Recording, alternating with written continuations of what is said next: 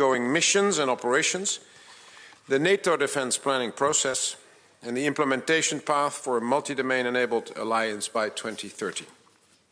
We actively discussed the NATO capability targets and that they will lead to a more even distribution of capabilities. European nations and Canada will develop capabilities that now only the US has. But this meeting was certainly not about NATO alone.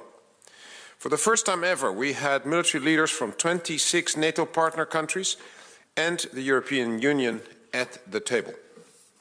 The countries that were represented were Algeria, Armenia, Australia, Austria, Azerbaijan, Bosnia and Herzegovina, Colombia, Egypt, Georgia, Iraq, Ireland, Israel, Japan, Jordan, Kazakhstan, Malta, Moldova, Mongolia, Morocco, New Zealand, Qatar, Republic of Korea, Serbia, Switzerland, Tunisia, and Ukraine.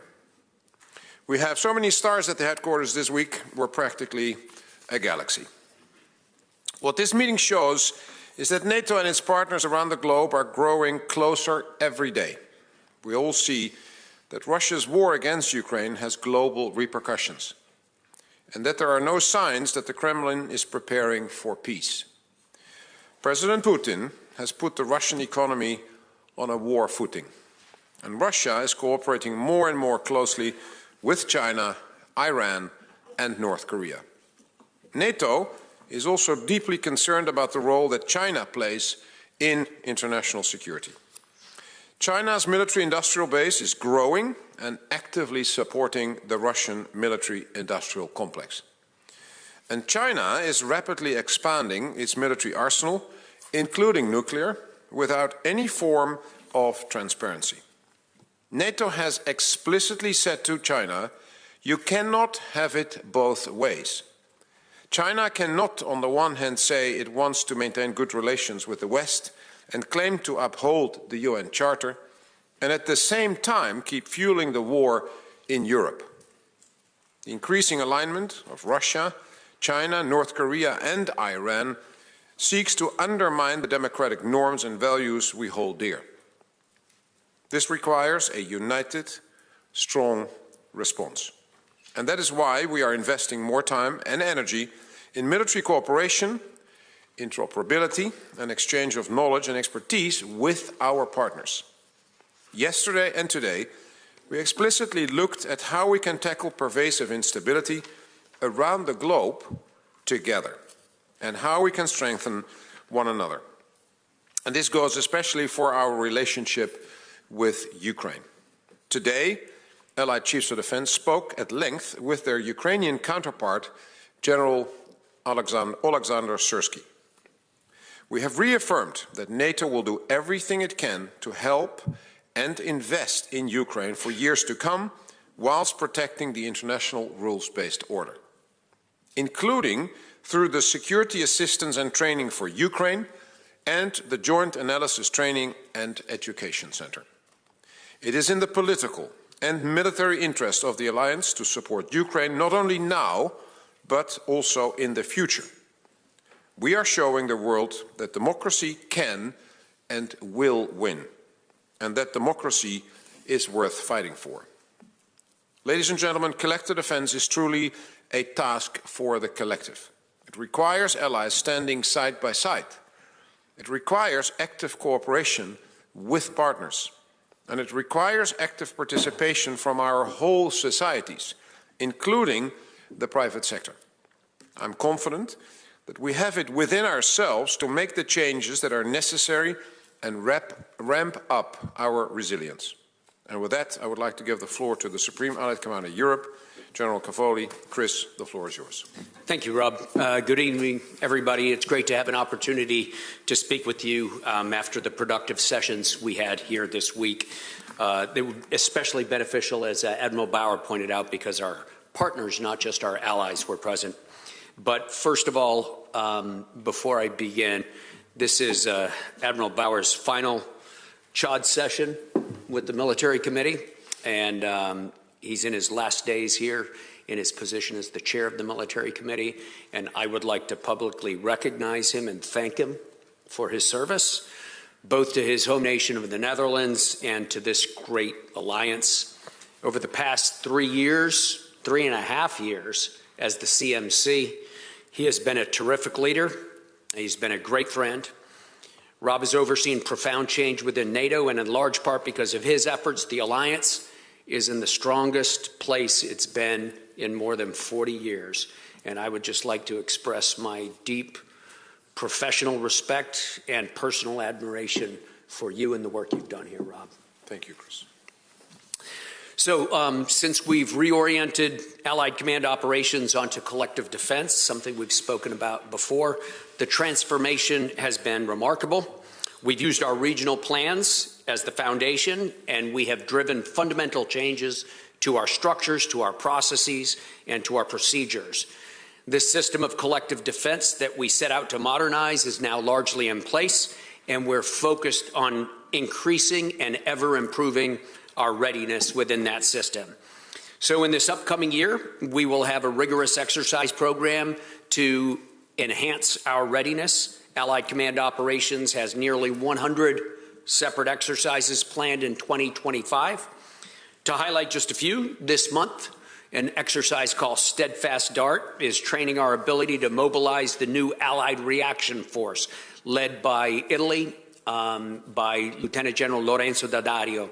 In May, Steadfast Deterrence will test SHAPE's capability as a strategic warfighting headquarters, and there are 8 distinct events in 2025 that will rehearse scaling up our forward land forces, the multinational battle groups, up to brigade size.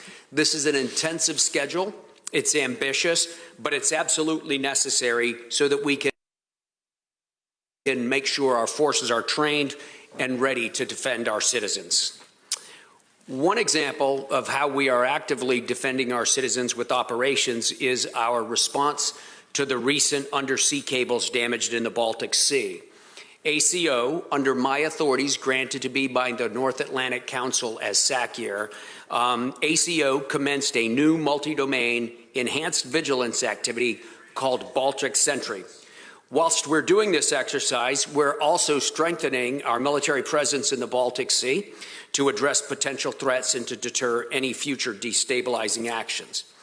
Finally, as officially announced last month, NATO security assistance and training for Ukraine and SATU has begun to assume responsibilities from the International Donor Coordination Center in Wiesbaden, Germany. This new headquarters is streamlining international support to Ukraine, and it will help Ukraine achieve full interoperability within NATO standards. So I have many thanks for the nations for quickly sending their personnel to stand up in SATU. It was stood up in near record time, and now we are assuming the missions to defend the logistic enabling nodes across the eastern flank of our alliance. Just last week, I returned from a visit to Kiev alongside Lieutenant General Buzzard, the general officer who commands in SATU. We held very productive conversations with Minister Umierov and with General Syrski, the commander-in-chief, the supreme commander of the Ukrainian military. Together, we're putting Ukraine in the best possible position for its future. So thank you all very much. I look forward to your questions.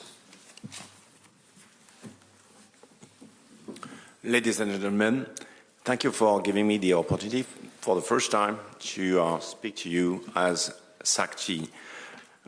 So I'm new in the position. I arrived in September, and so I just written my 90 days letter sent to the SecGen before December.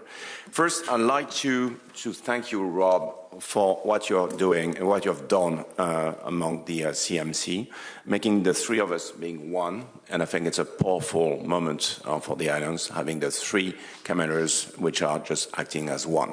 Nothing else we do is not known by the two others, and so it's very important, and it gives us momentum in the Alliance. In a CT perspective, I'm feeling strongly that we are in a race. We've launched a race. We are in a race. It's a war-fighting race. That means that we are racing to adapt, to transform, to invent in order to outpace the enemy, to be quicker than him. And as we see it in Ukraine, we are facing new military tools. The example of a country, Ukraine, that is be able to set a full denial of the Black Sea and which is in a strong attrition game against Russian Navy is a good example of what is going on in the new warfighting perspective. My first task is to support Ukraine, as the others do, and ACO with INSATU. I'm doing that with JADEC. JADEC has been approved by the NAC, the Council, on December 16th, and will be launched on mid-February. And so we'll give there in Bydgoszcz in Poland the first tools to make this center work. So JADEC is about merging the best of NATO warfighting experience with civilian experience, because it's a military civilian center in contact with Ukraine issues with their long-lasting efforts to prevail. So it's a long-term effort, and we will bring some programs, some of them will be secret, in order to develop skills, capabilities in order to prevail. And that will bring to NATO enterprise a strong military experience from Ukraine. And so it will benefit to both. So as I said, new tech is coming in the field, meaning new space. And you've seen how Ukraine used new space for their operations, robotics, unmanned, AI, quantum, and the list is bigger. And so my job as ACT is to be sure that what we have prepared for tonight still fits for tomorrow, means in 1 year, in 4 years, in 10 years. And so that we will still have a military edge. We need to keep our military edge that are to have the best stuff, to have the best tactics and concepts, to have the best training, and to have the best adaptation DNA. I think it's the most important thing. And so it's a speed adaptation game. To do that, I have two tools which are in my hand. The first one is the NDPP, so the NATO Defense Planning Process. We are in the phase 3, and we are a moment where I've been given the task to translate SECURE's plans to capabilities and then to discuss capacities with the nations. And so the SecGen has asked me to accelerate the process in order to be able to put the capability targets on approval before the next summit. And so things are going well. We have 50% of the results. And so that will be given to the minister to approved not later than May. The point is, with the NDPP and this cycle, it's giving strong visibility to industry. And so it's something that didn't happen since decades. So now all the 32 members and the European one will have a plan saying, I will fulfill these capability targets. And so then they can go to industry, say what they will do in the future. So NDPP is a sort of market accelerator. And so it's very good for industry. It's an important moment. The second point is innovation. And so with the SecGen team, ACT is to experiment new things that we will bring as quick as possible to warfighters. So I can give you some examples. We've been given the task to evaluate acoustic sensing, so it's complements to the radar. And we've tested this in a matter of 6 months. In a NATO country, and we've proved that this kind of stuff can be connected to a NATO air picture. The second range is that we will work on the operational USV experimentation for the Baltic in support of the Operation Baltic Sentry that has been decided this week. It's a totally new approach of capabilities with which we will try to do things different and to learn quicker. And so back to the innovation we are launching, it's not only about new magic guns or things which are about technology. It's a new way to do things. It's not specification-centric, but it's warfighter-centric. So it goes directly to the warfighters. It's not long-term. It's immediate and short-term delivery. It's not immediately perfect, but it's adaptable. It's incremental. It's not about small numbers. It's give the possibility to be scalable at mass. and it's software-centric. And so it's what we bring in the NATO enterprise. So we have all of us, with the plans and the innovation and the will and the support of the 32 nations, the means to succeed.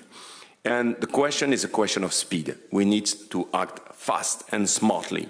And so in these turbulent times, ACT's job is to provide the warfighters with the quickest and the best warfighting tools. Time is paramount. Thank you. Thank you very much. With that, we are ready to take your questions. And for the transcript, I kindly ask you to state your name and outlets. We will start in the center, in the back row. Askanus, yeah. Thank you. I have a question for... Name and outlet, please. Sorry, Cristina Giuliano, Asca News. I have a question for Generale Cavoli. It's about first of all, the contribution of Italy for NATO effort. I would like your assessment. And then about Baltic Sentry. Given that Baltic Sentry is an operation of deterrence, I would like to understand if what's going to be if something happened like what happened on Christmas, and then it could be replicated in other seas, like, for example, Mediterranean Sea. Thank you. Sure. Thank you very much for the question. First of all, Italy's contributions are extremely important to the alliance, and in some cases they are one of a kind. First of all, Italy rapidly moved to the front to establish, as the framework nation, the battle group in Bulgaria. So Italy has established the framework for a brigade-sized battle group in Bulgaria, has had soldiers deployed to Bulgaria in cooperation with other NATO nations for almost 2 years now. Italy has already staged an exercise to raise that force up to brigade level, and we're very grateful for that, and I'm sure Bulgaria is also. Second, Italy has continued to contribute to air policing, especially in the Balkans area, and in some cases has actually provided the majority of air policing for other nations inside the alliance. In this regard, it's very useful that Italy has rapidly moved into 5th generation aircraft, in this case the F-35, and so they're able to conduct these air policing missions at the very cutting edge of military capability, and we're grateful for that. In the maritime domain, Italy, of course, given its geographical location and its historical activities in the Mediterranean Sea, Italy is a significant contributor to all of our maritime options and operations in the Mediterranean. It would be too numerous. The examples would be too numerous for me even to state. But finally, I'd like to call special attention to Italy volunteering to be the first nation to assume and bring to full operational capability the Allied Reaction Force. It's a new force that's designed as my swing force, my force in waiting to handle out-of-area operations, unexpected contingencies that do not fall within the regional plans, or even to add reinforcements in specific locations to the regional plans. Italy, under the NATO Rapid Deployment Corps located in Solbiate near Milano, and under the command of Lorenzo Daddario, General Daddario, has done an absolutely spectacular job of bringing nations together and creating a rapidly deployable, responsive unit that has already proven its worth in exercises in the Balkans and will soon continue to do so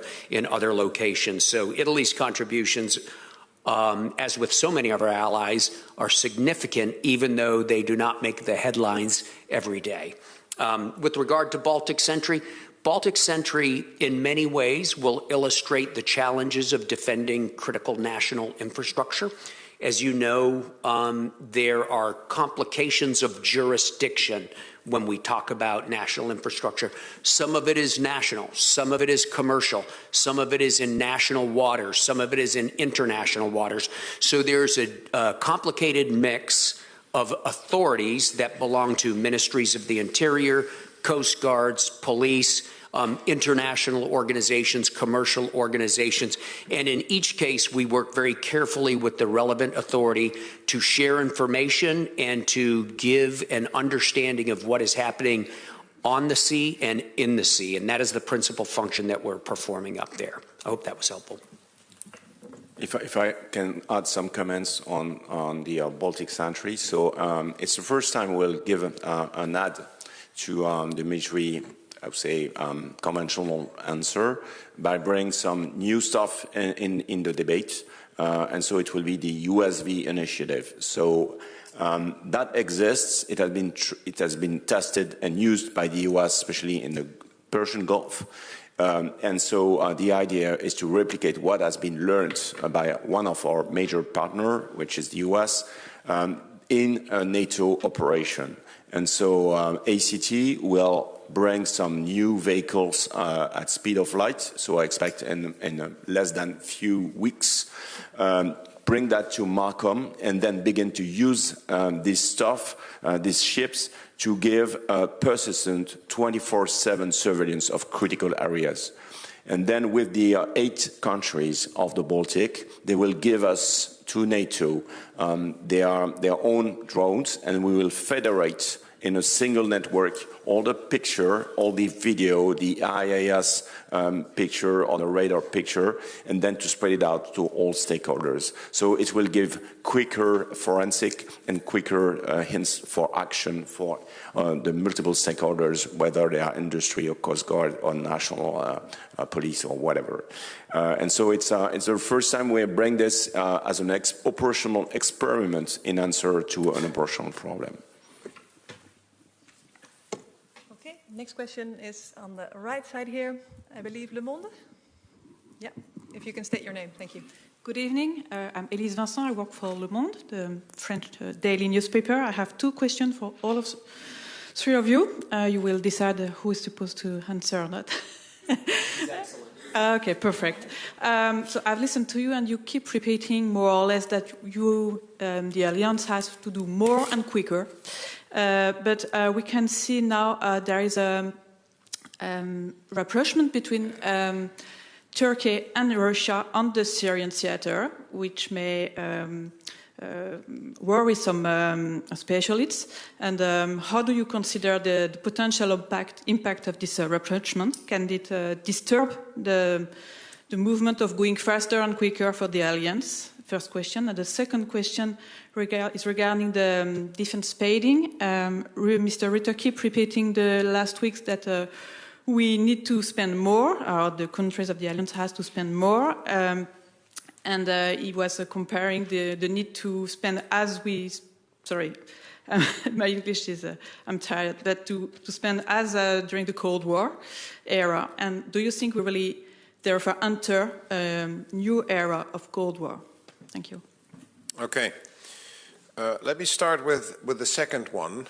I think it's an old sticker, the Cold War, and it doesn't fit on what we do. Because what we have done in the last couple of years is to look at the present threat of Russia, and as a result, our military plans have been written towards or against that threat, Russia and the terrorist groups.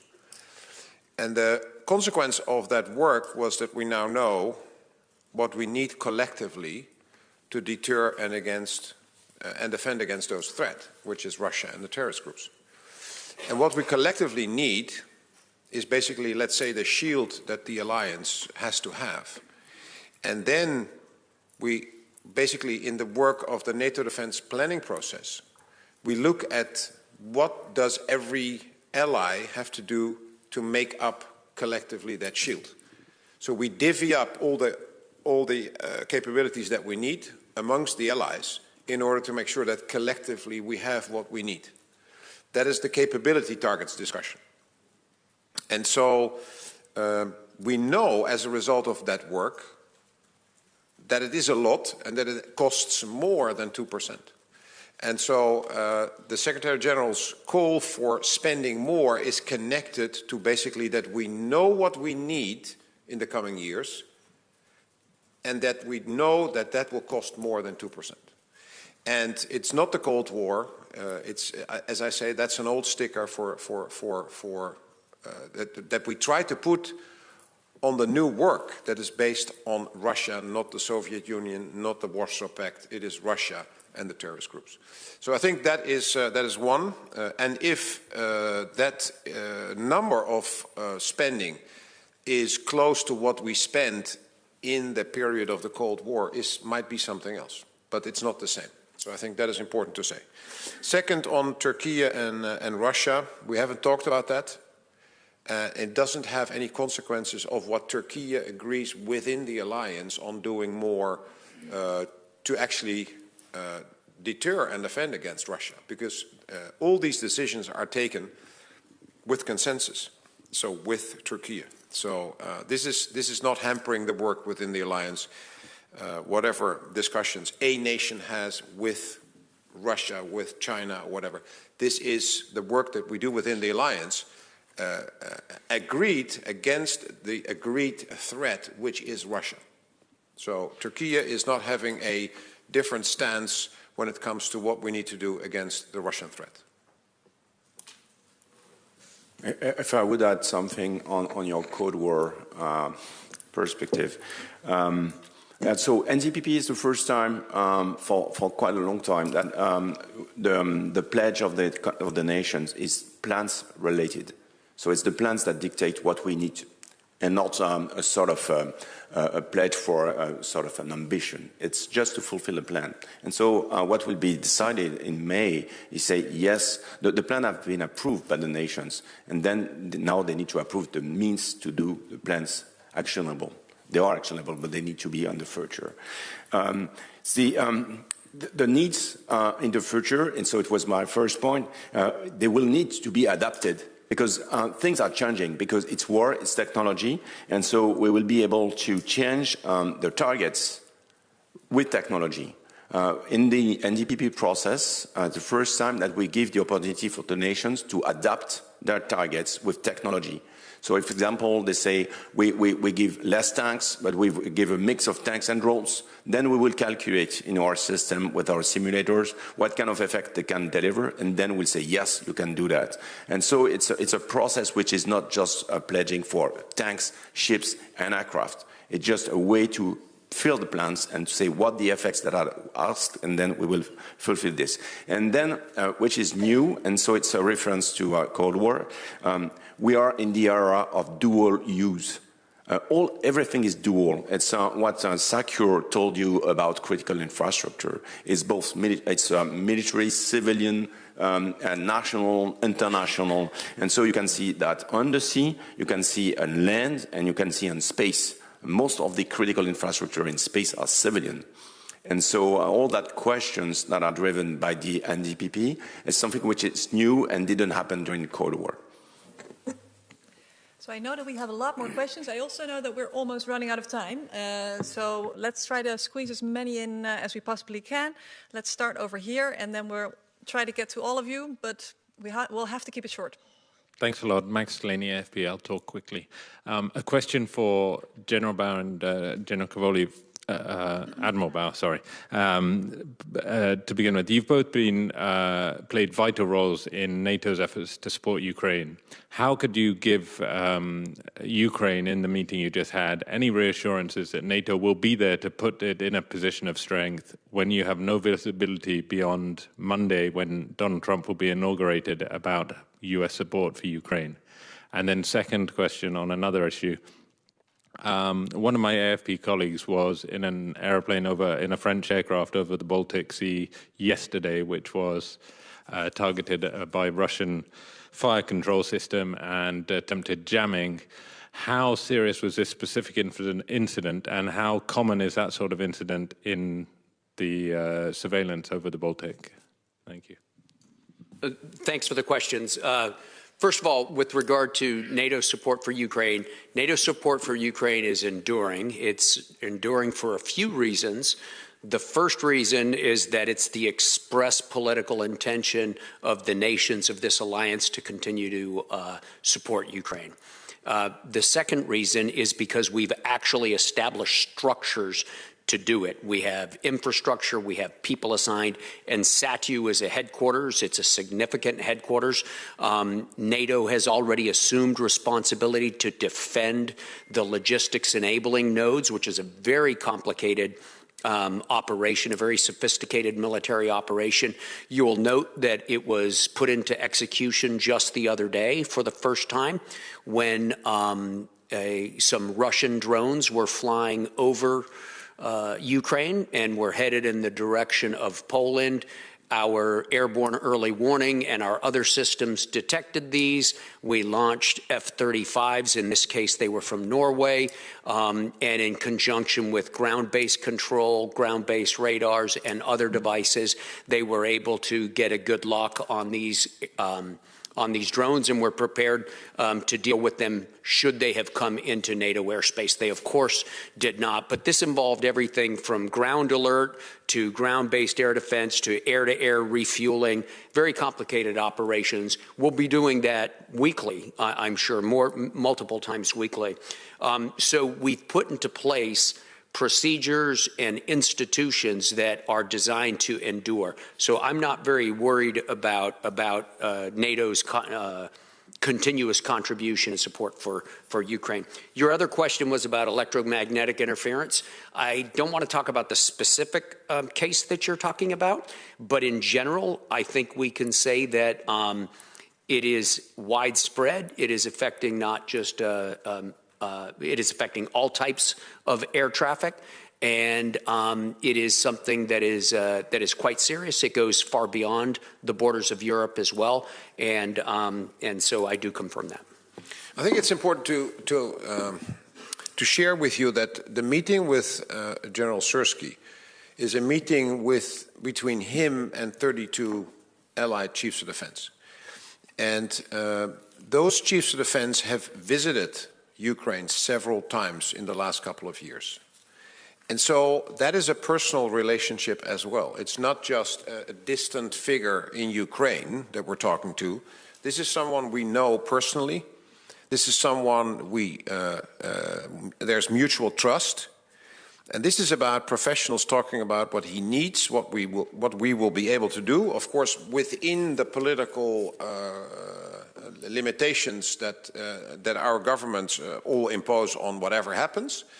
And as General Cavoli says, the framework after Washington is to transfer some of the things that were organized by the U.S. now into NATO, the SAG-U, the IDCC. That was a group of nations helping Ukraine. Now NATO is taking over that responsibility, and the United States has agreed to that, and that doesn't change on Monday. So I think the enduring contributions and the enduring mechanisms that are now in place is something that is reassuring for someone like General Sirski, because for him the war doesn't change because of what happens in the White House. The war is there on Monday as well, and so he needs continued help. And we all agree, as the Secretary General has said, that we need to ensure that Ukraine is put in the strongest possible position for the moment when there is going to be negotiations. And until that time, we will have to continue to support Ukraine with everything we have in order to make sure that they can continue their fight against Russia. It might be useful to point out also, Rob, that the nations of NATO took the decision to assume these responsibilities months ago. They took the decision formally at the Washington summit, and it was part of the summit communique. So that's a... Okay, we'll go to Reuters next, and then we'll go to that side of the room, which I have neglected. I'm sorry. Thank you, Andrew Gray from Reuters. Following up and staying with Ukraine, what's your current assessment of the state of the war, and what can NATO allies do right now or in the weeks and months to come to put Ukraine in that position of strength that you're talking about? What do they need most? What can allies provide? I think it's important to explain that the war is, I mean, it's a long war. We're approaching the 3-year mark of this war, which was supposed to be a 3-day war, if you listen to Mr. Putin.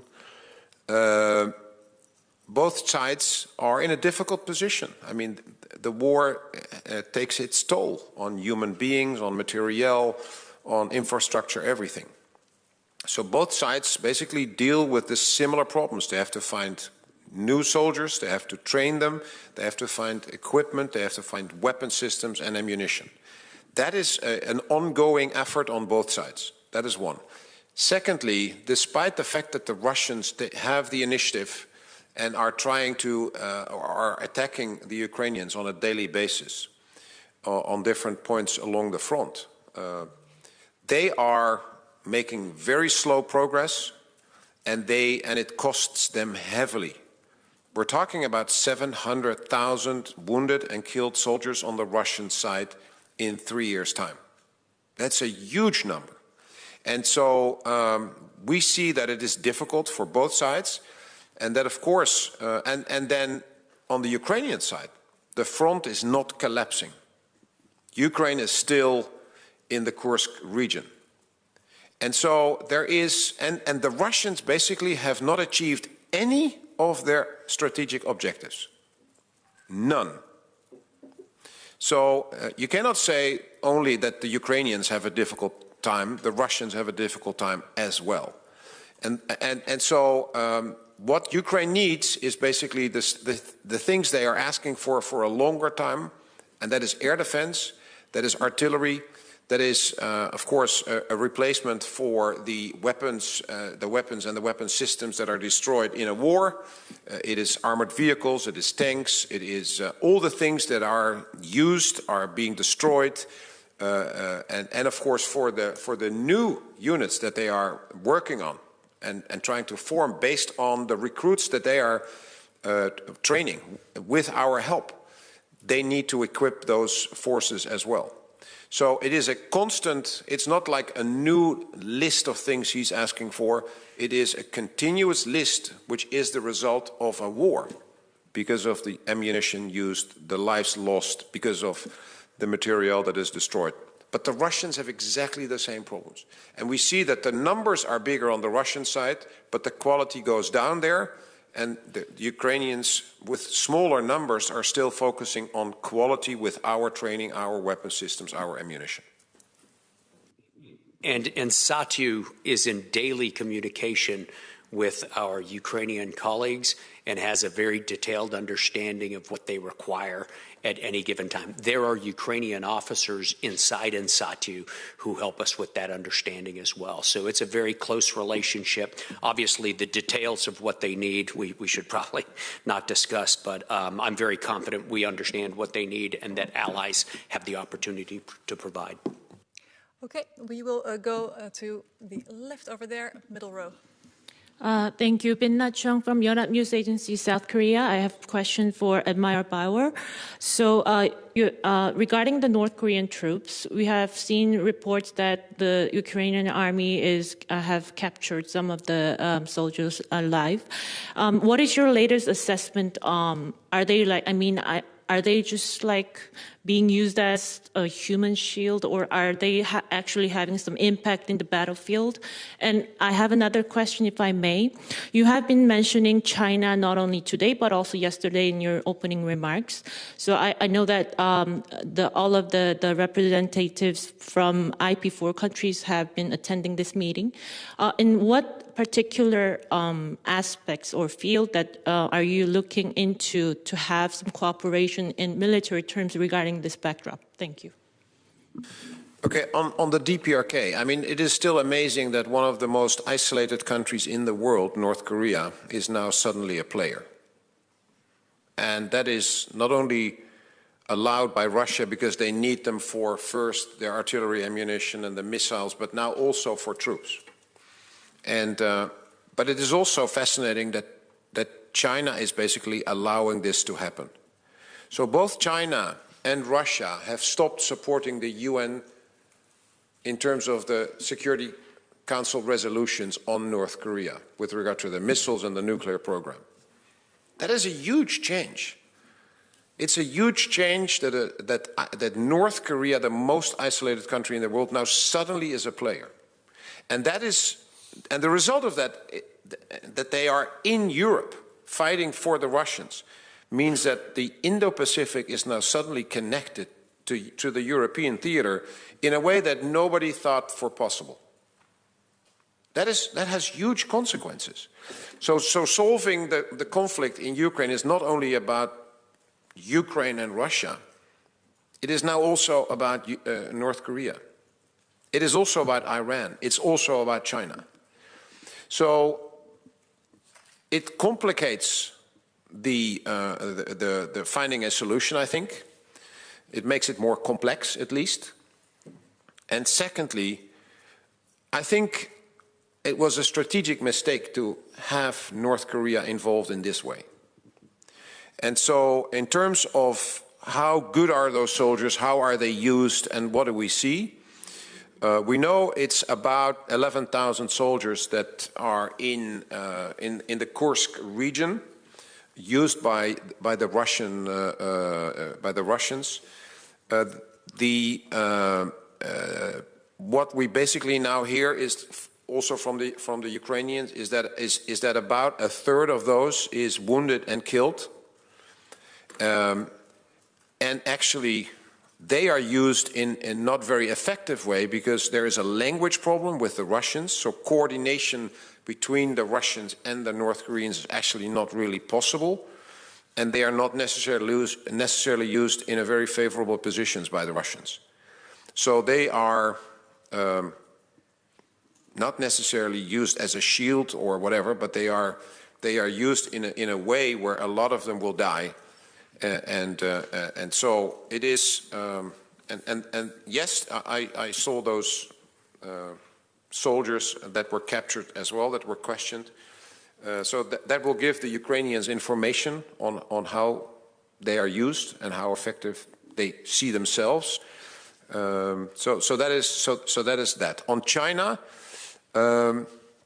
as I explained, there's a lot of things that is being very openly done by North Korea. I mean, giving weapons, selling weapons. I mean, by the way, the Russians are giving now weapons to North Korea that are seen in the Korean Peninsula, and that is therefore a problem for the Republic of Korea, but also for the U.S. which has troops there as well.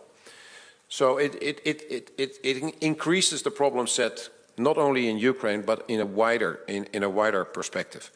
And China is basically ensuring that Russia remains in the fight with everything the Russians need to build weapons. They don't give weapons, but it's microprocessors, it is raw materials, all the things the Russians need for mass production in the defense industry come to a great extent from China.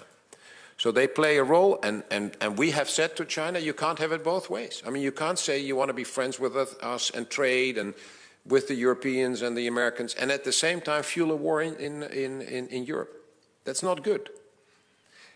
And the Russian-Chinese relationship is very unclear what it leads to, but the implications of that relationship in the longer term is also, of course, of great concern.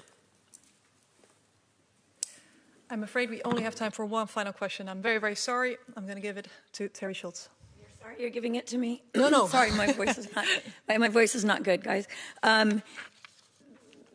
Okay, I'm going to give one to each of them because Leo can't get mad at me anymore.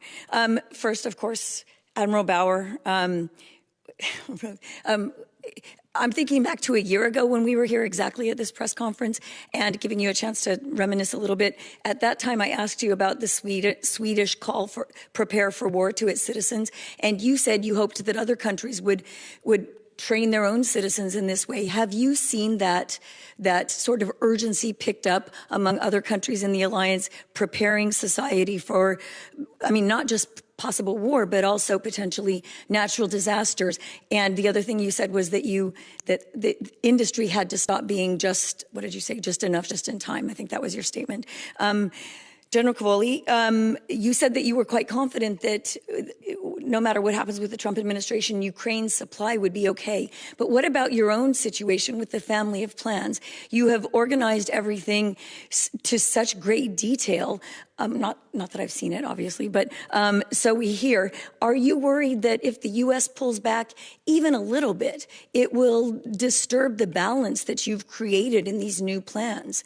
And Admiral Van Dier, the United States, the Biden administration, we're all worried about Trump tariffs. They have just decided that many NATO allies, the Eastern Europeans, will have a limit on how many microchips they can buy, AI microchips, because they're worried about China's weapons industry. But what does that do to innovation in the alliance? Is this something you're worried about? Thank you. Okay. On the preparations for war, it's the call that SecGen put out there a couple of weeks ago in his speech for Carnegie Europe. It is what I said a year ago. I think it's a very old saying: if you want peace, prepare for war. And I think it is exactly what we need to do. And then people call me a warmonger, but actually it's the opposite. The fact that if you prepare for war in the right way, then you are deterring your enemies better. And if you deter your enemies better, then the chance there will be war goes down. So it's not, let's say, a plea for war, it is a plea for peace. And that requires investments on a much wider scale than just the armed forces.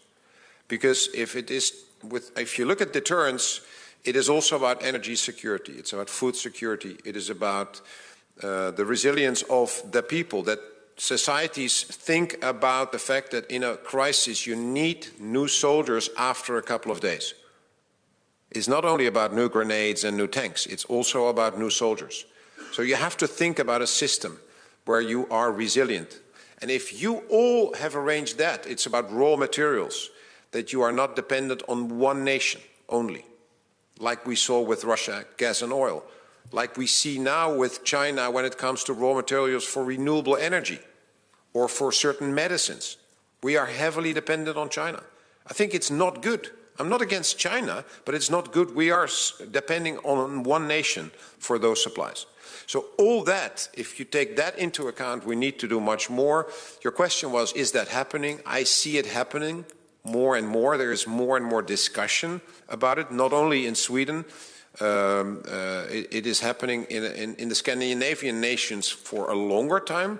The discussions in Germany are happening. In my own nation, there is more discussion on this. So I think this is important to build up the societal resilience. That's one. And industry is part of that. Industry is part of societal resilience. And the just-in-time, just-enough economies we have created over the last 40 years is not enough for a pandemic and not enough for a war. We need to be able to respond to peak demand signals. And that's not the case. Now, we have to increase our own defense capacity. That's one. And at the same time, we can help Ukraine by investing in the capacity that is available in Ukraine, by investing with money to make that capacity that is there work for them, because what they lack is money and not the capacity itself. They have the factories, but they need the money for the raw materials, etc. So I think that is something we are looking at as an alliance or as allies as well, and the combination will improve. But it is something we need to work on for many more years to improve our societal resilience.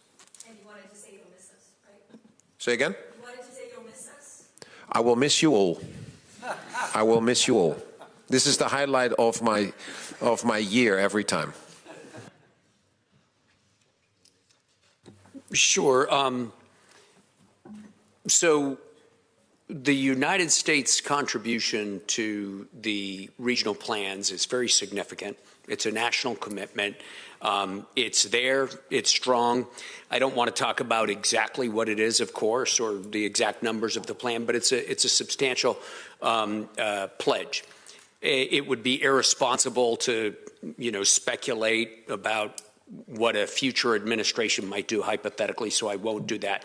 But I will point out that the plans are designed to be flexible and to accept the forces that are made available.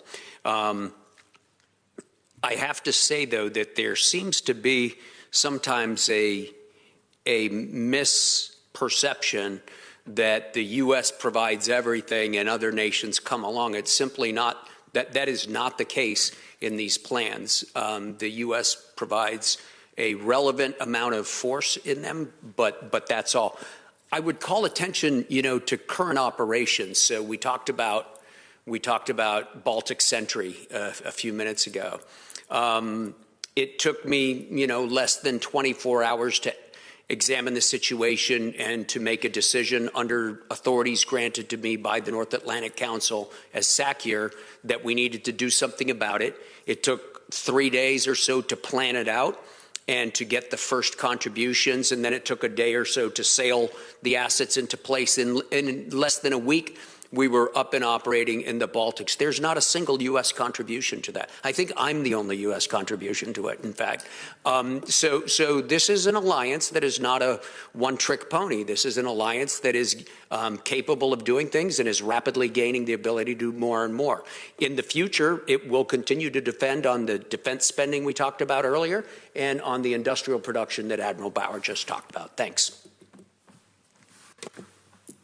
Yes, on AI, it's a very big question because we know that will modify the way we fight. And so the concerns of the US administration about this are clearly the good ones because it's about military edge. So we can say that AI is in the 4 stages of the action loop. Perhaps you know that the OODA loop, which is observe, orient, decide and act. And so it's the constant loop we're turning all the day. Observe is about using AI with mass data processing, and especially in intel.